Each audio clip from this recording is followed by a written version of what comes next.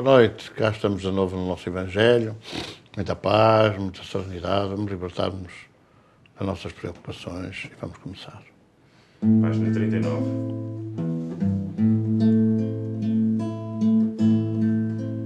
Venham ver que não há só tesouros na terra quando o homem se decide amar, quando o homem se decide amar. Quem vier vai saber que é preciso aprender, pois é tarde e Jesus vai voltar, pois é tarde e Jesus vai voltar. Pois são bem, ninguém sabe se parte ou se fica neste mundo, nesta terra tão falta de amor. Quem ouvir vai lutar, vai mudar, vai vencer, vai levar Jesus a quem sofrer, vai levar Jesus a quem sofrer. Venham ver que Kardec nos abriu as portas, desbravando a mensagem do além, desbravando a mensagem do além. Quem vier aprender a doutrina do amor vai partir com Jesus para seu lar, vai partir com Jesus para seu lar. Pois são bem, estão chegados os finais dos tempos. É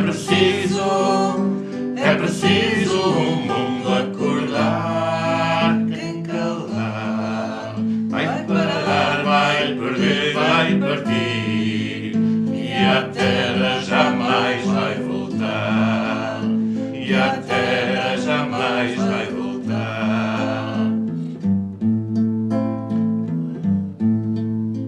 Venham ver que não há só tesouros na terra quando o homem se decide amar, quando o homem se decide amar, quando o homem se decide amar.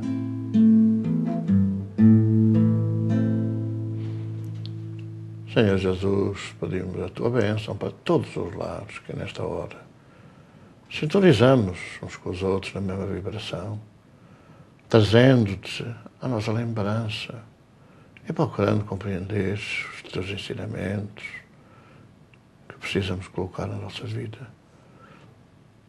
Envolve-os em paz e serenidade. Permite que sejam connosco os nossos familiares, nossos amigos, desencarnados, e que formemos harmonia e paz entre todos nós.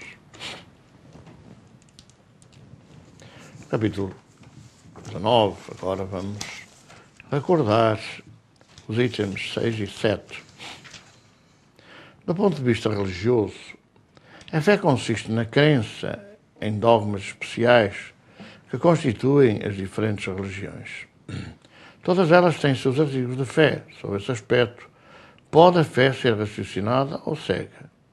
Nada examinando a fé cega aceita, sem verificação, assim o verdadeiro como o falso, e, a cada passo, choca com a evidência e a razão. Levado ao excesso produz o fanatismo. Em assentando no erro, cedo ou tarde desmorona.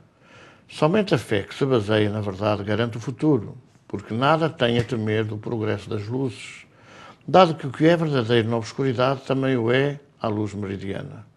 Cada religião pretende ter a posse exclusiva da verdade. Preconizar alguém a fé cega sobre um ponto de crença é confessar-se impotente para demonstrar que está com a razão. Diz-se vulgarmente que a fé não se prescreve, de onde resulta alegar muita gente que não lhe cabe a culpa de não ter fé. Sem dúvida, a fé não se prescreve, nem o que é ainda mais certo se impõe. Não, ela se adquire e ninguém há que esteja impedido de possuí-la, mesmo entre os mais refratários. Falamos das verdades espirituais básicas e não de tal ou qual crença particular. Não é a fé que compete procurá-los. A eles é que cumpre ir ao encontro. E, se a buscarem sinceramente, não deixarão de achá-la. Tendo, pois, como certo que os que dizem nada de melhor desejamos do que crer, mas não o podemos, apenas de lábios o dizem, não do íntimo, porquanto ao dizerem isso, tapam os ouvidos. As provas, no entanto, chovem-lhes ao derredor, porque fogem de observá-las. Da parte de uns há o descaso, da de outros o temor de serem forçados a mudar de hábitos. Da parte da maioria há o orgulho, negando-se a reconhecer a existência de uma força superior, porque teria de curvar-se diante dela. Em certas pessoas a fé parece de algum modo inapta. Uma centelha basta para desenvolvê-la. Essa facilidade de assimilar as verdades espirituais é sinal evidente de anterior progresso.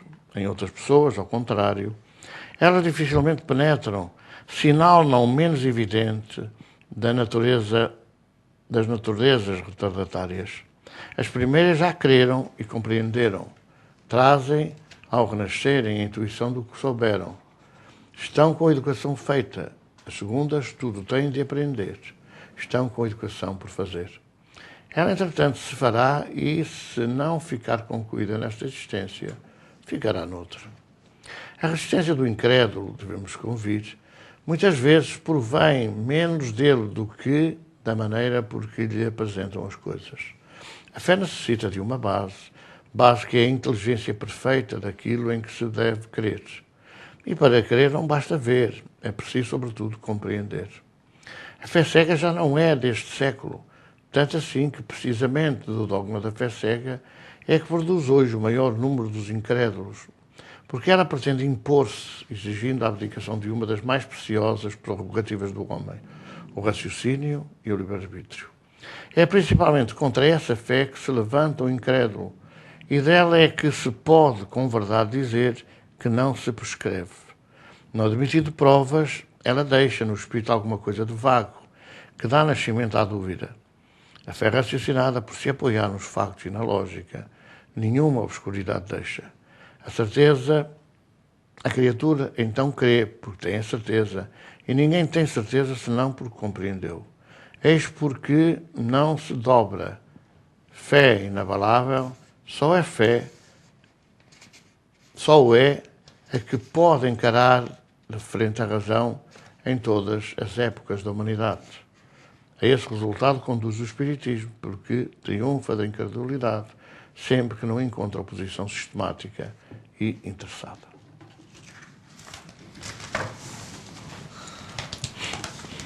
Como vem sendo habitual, vamos ler mais uma vez uma mensagem do livro Vem Comigo. Fé. Quantas vezes te sentes desanimar face aos desafios da vida? Quantas vezes te assalta ao pensamento a vontade de fugir de tudo, de deixar abandonar a terra, de desaparecer para bem longe daqueles que te rodeiam? A fé que aprendeste de criança é respeitável, mas não é a que precisas para te conduzir na vida. Fé é sinónimo de convicção, de confiança em ti mesmo, que te ajuda a vencer em todas as circunstâncias de forma racional, que exteriorizes e radies para os outros, ampliando-a com o conhecimento da vida antes da vida e da vida depois da vida, que mostra a tua reforma íntima, convidando a uma caminhada decisiva para a felicidade perene. Não tornes morta a tua fé. Verifica agindo com aqueles que à tua volta requerem auxílio, conforto, consolo em suas adversidades, que esperem de ti uma palavra de conforto, de esperança e de coragem, que deves dar com essa fé verdadeira que contagia. Arma-te de amor sincero e facilmente dirás à montanha de problemas que se afaste de ti. Vencerás, então, em tuas provas.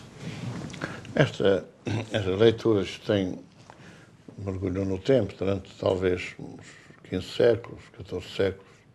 Nós vivemos abaixo de um obscurantismo generalizado, porque as normas que foram sendo recriadas, ou foram alteradas, ou adulteradas ao longo, depois particularmente do Concílio de Niceia, em 335, ou do Segundo Concílio Constitucional, para 553, estas normas que estabeleceram o fim da comunicação dos espíritos e também da reencarnação condicionaram todas as alterações que ao longo dos séculos vieram sendo feitas por interesse de casta, interesses religiosos, ou melhor, de religiosos.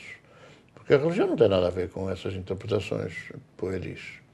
Então o que nós assistimos foi a que se procurou apagar, se procurou destruir o conceito que Jesus deixou claro e perene, dizendo que teríamos que conhecer a verdade para que a verdade nos ajudasse a libertar. Ora, o conhecimento da verdade é sempre estabelecer o raciocínio sobre as coisas, sobre os problemas, sobre as leis, sobre as normas, sobre tudo aquilo que anda à superfície da Terra. É preciso conhecer e raciocinar sobre isso, refletir sobre isso. E Jesus foi claro ao dizer que é preciso que nós conhecêssemos essa verdade e depois, ginasticando os conhecimentos, nós nos modificássemos e certamente também nos libertássemos das nossas pestes, dos nossos problemas. Mas isso acabou por não ser assim. A verdade foi escondida durante séculos. Aquilo que era a vida antes da vida, ou a vida depois da vida, aquilo que era o fim da morte que Jesus trouxe, ou aquilo que era a vida antes da morte, antes do corpo físico, que foi aquilo que Jesus falou, quando disse que era preciso nascer de novo e que o Espírito era como o vento. Já vinha, ninguém sabia de onde. Tudo isso acabou por entrar, desculpem o termo, em banho-maria, ficou assim mais ou menos que guardado nas gavetas da história, até que, enfim, com a revolta, com o afastamento, porque é evidente que uma grande parte não podia pactuar com a injustiça de Deus, que tomava o partido dos poderosos, o partido dos ricos, o partido dos donos de tudo e de todas as coisas. Não podia ser Deus, esse Deus que Jesus veio dar a conhecer como Deus do amor, Deus dos doentes, o Deus dos pobres, dos simples, dos humildes, dos mansos, dos que choram.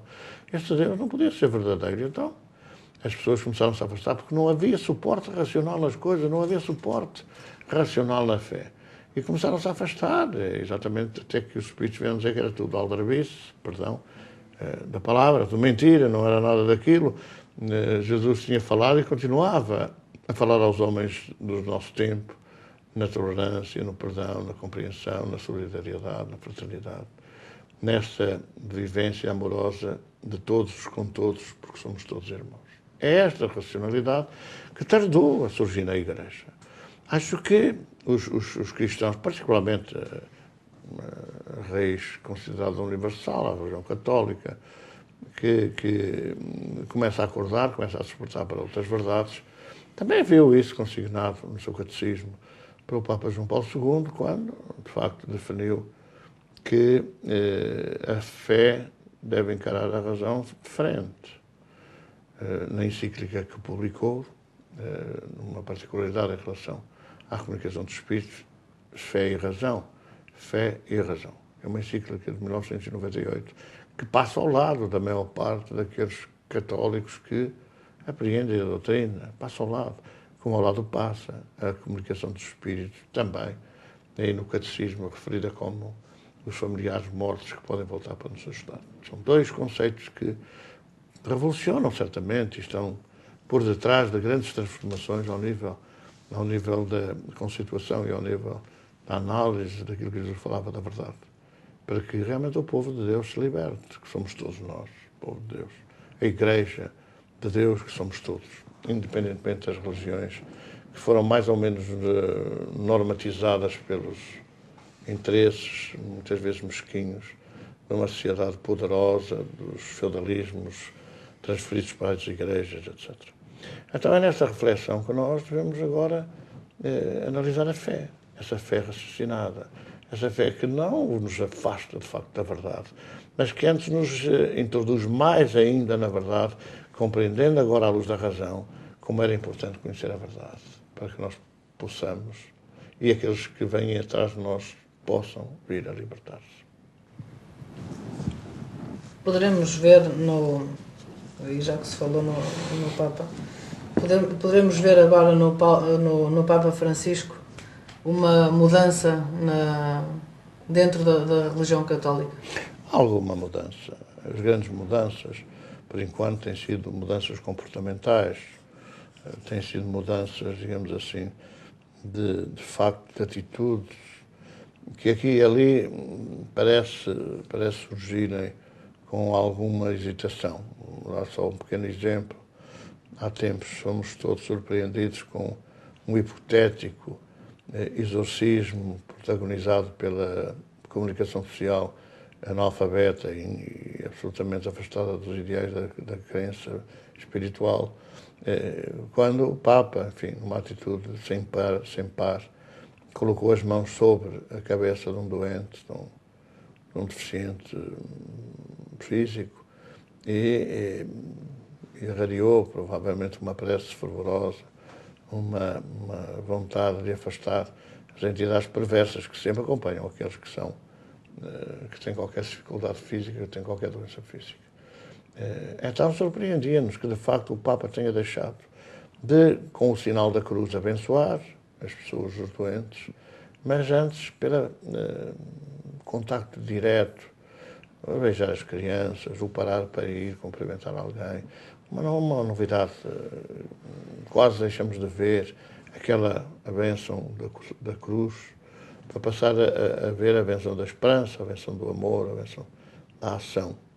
Mas, ultimamente, já agora durante a visita ao Brasil, com a juventude, já voltamos a ver outra vez, de forma tímida, o Papa outra vez a retomar, provavelmente com grandes pressões, a retomar a bênção da cruz, que não é significativamente, digamos assim, um apoio à cruz de cada um, não é para gerar a solidariedade com a cruz de cada um, porque Jesus, a cruz é sinal de morte, ou é sinal de dor, ou é sinal de sofrimento, mas é um sinal de esperança, um sinal de uma bênção vibratória, que estamos a pensar que iria partir para uma realmente, estamos a pensar pessoalmente para uma grande inovação.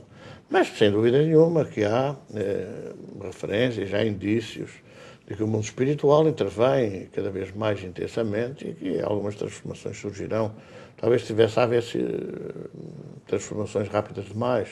Talvez o próprio Papa tenha achado que devia ir calmamente, ao definir-se de uma forma determinante que as mulheres não podiam ter acesso ao sacerdócio. Parece que é uma volta, digamos assim, ao conservadorismo. Com certeza que as mulheres têm o seu lugar próprio, da sensibilidade, os homens, da masculinidade, mas em termos de amor, nem há masculinidade, nem há feminilidade. Há toda uma atividade intensa, os tempos são diferentes, os tempos são chegados e Jesus patrocinou a libertação da mulher, apareceu a elas a primeira vez depois do desencarno, dando um sinal de abertura.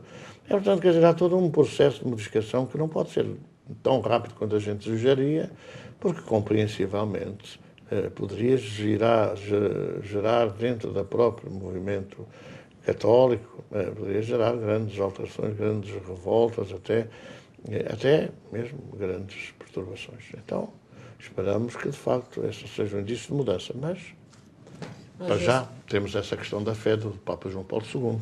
Vê-se algumas alterações, pelo menos em termos visuais, já não existe aquele banho de ouro em volta dele, mesmo em termos da cadeira, e surge muito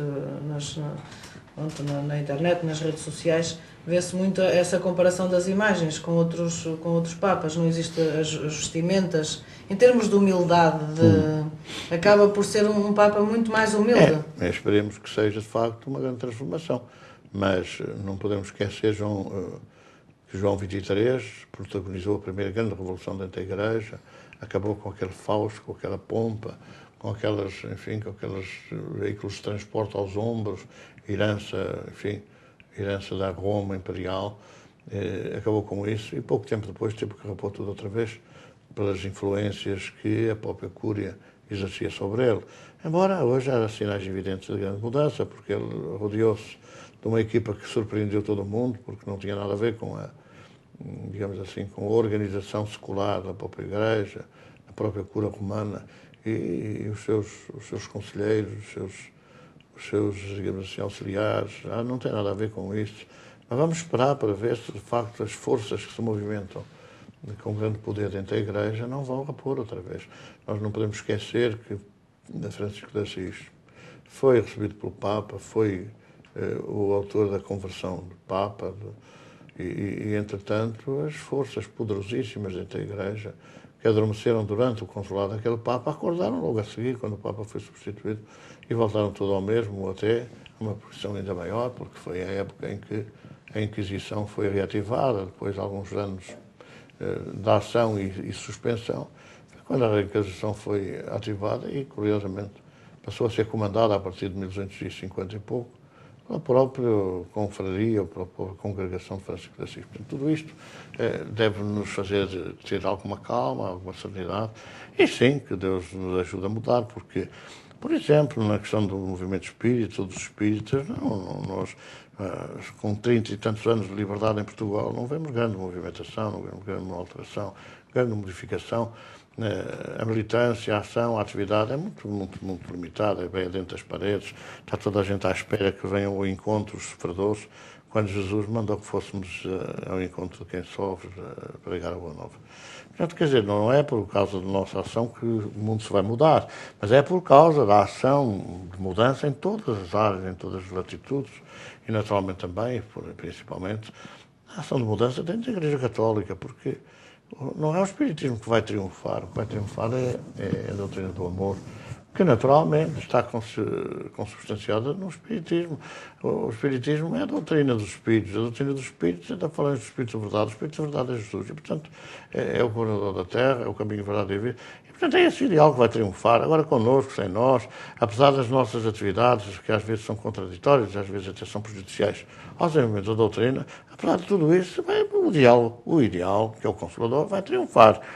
Não é por causa das caras, não é por causa das nossas atitudes de omissão quase permanente que nós iremos influenciar alguma mudança, não. Vão as pessoas terem consciência de que, ou ter a noção de que os postulados trazidos pelo Espírito de Verdade são absolutamente verdadeiros e vão ser abraçados e vão ser integrados nas próprias práticas religiosas pelas religiões. O Espiritismo é para ajudar os religiosos a serem melhores religiosos entre as suas religiões, porque no fundo é o triunfo do amor e da caridade que vai ditar a grande mudança. E vamos pedir agora pelos nossos irmãos, pelas famílias em perturbação, em desalinho, em desequilíbrio, em grande agitação, em grande sofrimento, pelas crianças desses lares, pelos filhos, que às vezes estão tão abandonados. Mas pedir por todos. É um momento que nós colocamos a nossa energia física, material. E nós sabemos que essa energia, caldeada com o amor espiritual que os nossos irmãos sempre imprimem, pode fazer grandes mudanças, grandes transformações. E nesta hora em que essas falanges se deslocam por todo este cantinho a que pertencemos, quem sabe? Quem sabe, Senhor, tu não possas. E para mim, mudança nestes lares, pelo menos, ajudar a que haja paz, serenidade, tranquilidade e mudança. Então colocamos a nossa oferta nas tuas mãos. Que os nossos irmãos vão adiante, visitando essas famílias. Página 20.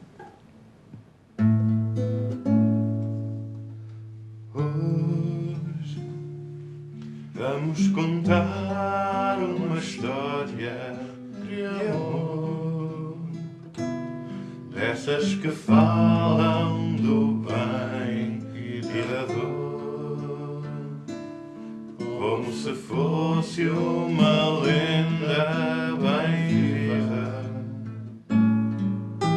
É vida sim, é fonte viva, centelha de luz, história vivida por Cristo Jesus,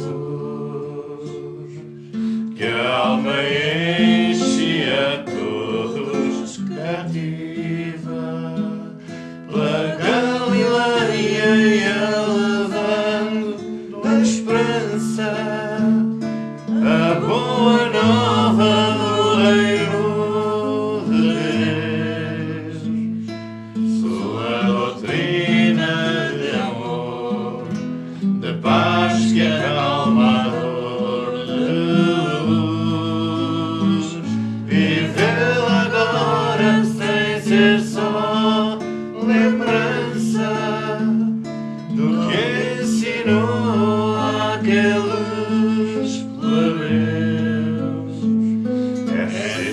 cristão consolador, exemplo do Senhor Jesus. Ele subiu ao monte para os ensinar, quebrar as trevas, a dormitigar, e aos aflitos dar novo alimento. Esperança dá aos que eram mansos e também aos pobres, que em espírito eram todos nobres.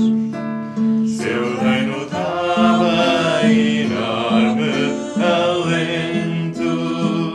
Quem tinha fome e sede de justiça, os que choravam e os perseguidos, todos podiam ter esperança no reino de bonança e luz.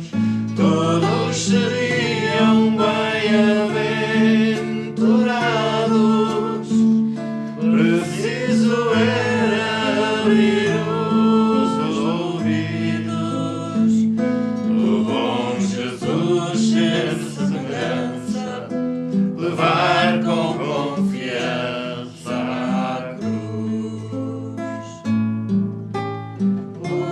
Ouçam, já 2000 anos tem a boa nova, mas os terrenos pensam que agora é o fim de tudo que há nesta vida.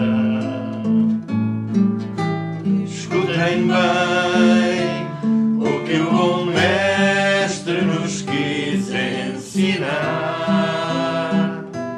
com a mensagem que deixou no ar. Luzeiro belo para a nossa partida, tudo prossegue para além da morte.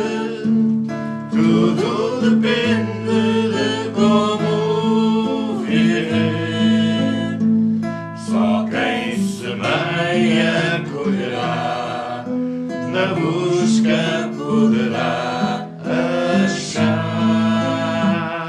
Por isso, amigo, vem ouvir Jesus nessa montanha no belo sermão, e a verdade te encherá e força te dará para amar.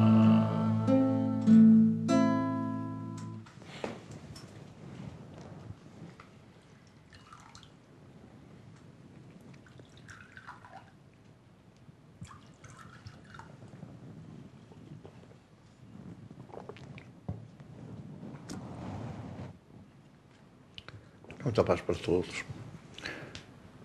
Se alguns vão de férias ou estão a chegar de férias, bem-vindos ao nosso Evangelho, ou até dentro de pouco tempo, se Deus quiser. Muita paz e até à próxima vez, até à próxima semana ou até à próxima vez que nos encontrarmos.